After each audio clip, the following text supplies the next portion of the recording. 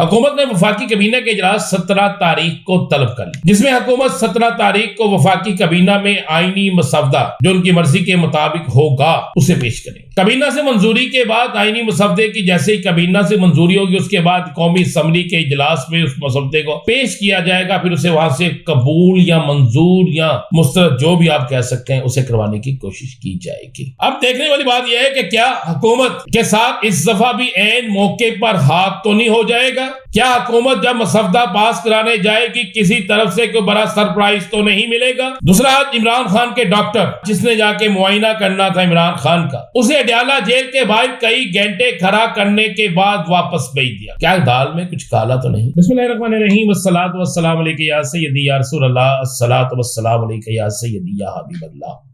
تمام سننے والوں کو السلام علیکم، میں ہوں رانا عظیم اور آپ دیکھ رہے ہیں میرا ویلاگ۔ حکومت نے وفاقی کابینہ کے اجلاس 17 تاریخ کو طلب کر لیا، جس میں حکومت 17 تاریخ کو وفاقی کابینہ میں آئینی مسودہ جو ان کی مرضی کے مطابق ہوگا اسے پیش کریں گے۔ کابینہ سے منظوری کے بعد آئینی مسودے کی جیسے ہی کابینہ سے منظوری ہوگی اس کے بعد قومی اسمبلی کے اجلاس میں اس مسودے کو پیش کیا جائے گا، پھر اسے وہاں سے قبول یا منظور یا مسترد جو بھی آپ کہہ سکتے ہیں اسے کروانے کی کوشش کی جائے گی۔ اب دیکھنے والی بات یہ ہے کہ کیا حکومت کے ساتھ اس دفعہ بھی عین موقع پر ہاتھ تو نہیں ہو جائے گا؟ کیا حکومت جب مسودہ پاس کرانے جائے گی کسی طرف سے کوئی بڑا سرپرائز تو نہیں ملے گا؟ دوسرا، عمران خان کے ڈاکٹر جس نے جا کے معائنہ کرنا تھا عمران خان کا، اسے اڈیالہ جیل کے باہر کئی گھنٹے کھڑا کرنے کے بعد واپس بھیج دیا گیا۔ کیا دال میں کچھ کالا تو نہیں؟ سننے میں آ رہا ہے کہ سپریم کورٹ کے اندر بڑی میٹنگیں جاری ہیں اور سپریم کورٹ سے کوئی بڑا سرپرائز آنے والا ہے۔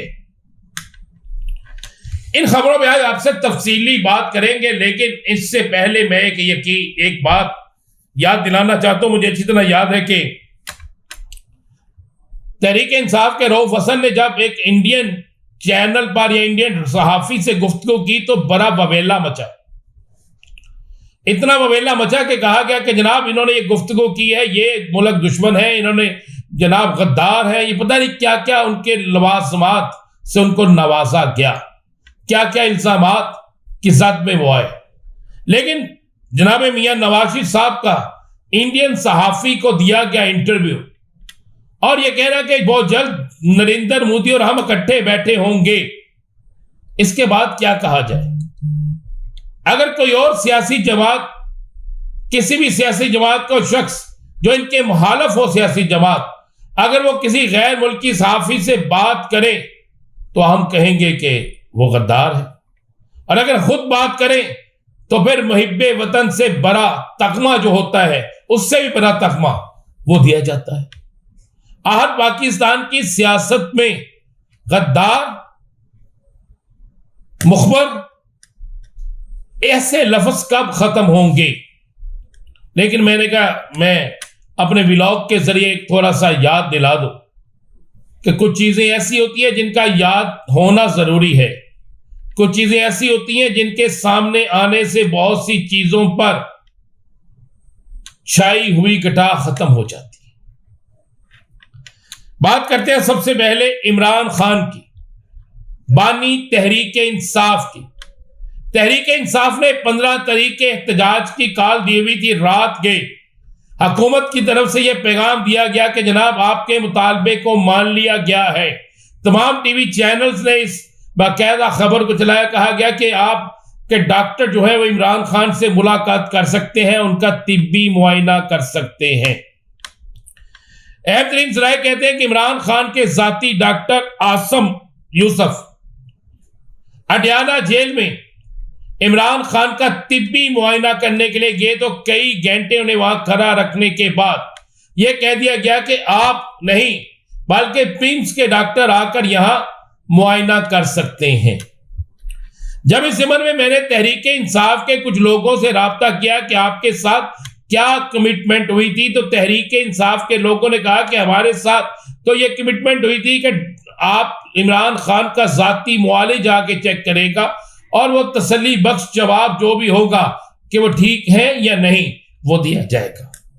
مصدقہ سرائے کہتے ہیں کہ عمران خان کی گردن میں شدید پین ہے، لیکن اس کا فیصلہ یہ سچ ہے یا جھوٹ ہے، یہ حقیقت پر مبنی بات ہے یا افواہ ہے، اس کا فیصلہ اسی صورت میں ہونا تھا اگر عمران خان کے ذاتی معالج جاتے، جن کی بات کو تسلیم کرنا تھا تحریک انصاف کے تمام کارکنوں نے، تحریک انصاف کی تمام قیادت نے اور تحریک انصاف کے تمام بڑے بڑوں نے۔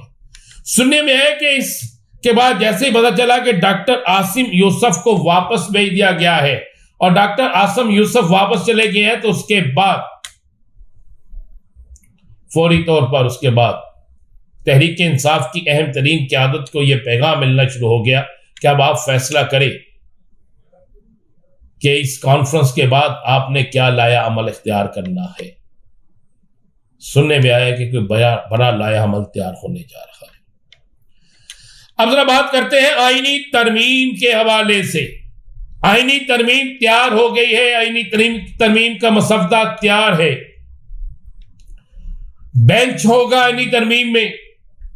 اگر مولانا نہ مانے، مولانا مان گئے تو ایک مولانا کی مانی جائے گی، ایک حکومت اپنی بات منوائے گی، اور اگر مولانا نہ مانے تو حکومت پھر بھی ہر صورت میں اس ترمیم کو لائے گی۔ اس کے لیے چاہے الیکشن کمیشن آف پاکستان اس کی ضرورت یا اس کا سہارا لیا جائے، چاہے اس کے لیے بہت سے لوگوں کو، جو کہ 63 ختم ہو چکی ہے، بہت سے لوگوں کو اپنی طرف لایا جائے، اس کا سہارا لیا جائے گا۔ ان دونوں تینوں صورتوں میں کیا صورتحال ہوگی؟ مولانا مانتے ہیں تو بینچ بنے گا، مولانا نہیں مانتے تو عدالت بنے گی، مولانا نہیں مانتے تو پھر سینئر کی بجائے 5 یا 3 رکنی افراد پر، ججز پر مشتمل ایک پینل بنایا جائے گا۔ حکومت اپنی ساری تیاری کر چکی ہے، لیکن آپ کو وقت سے پہلے بتا دو کہ بڑی گیم ہو سکتی ہے، بلکہ لکھ لیں یہ بات کہ بڑی گیم ہونے لگی ہے، اور یہ بڑی گیم ایسی ہوگی کہ حکومت اس بریک گیم کو سمجھ نہیں سکے گی۔ حکومت اس قدر مشکل میں پھٹ جائے گی کہ کوئی تصور بھی نہیں کر سکتا۔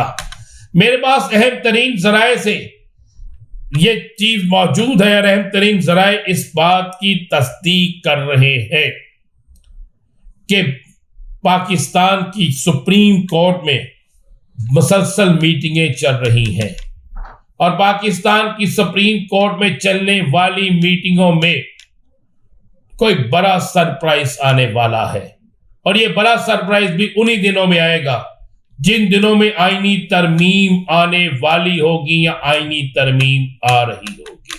مزید کیا ہوگا بتائیں گے اگلے ولاگ میں۔ اجازت دیجیے، اللہ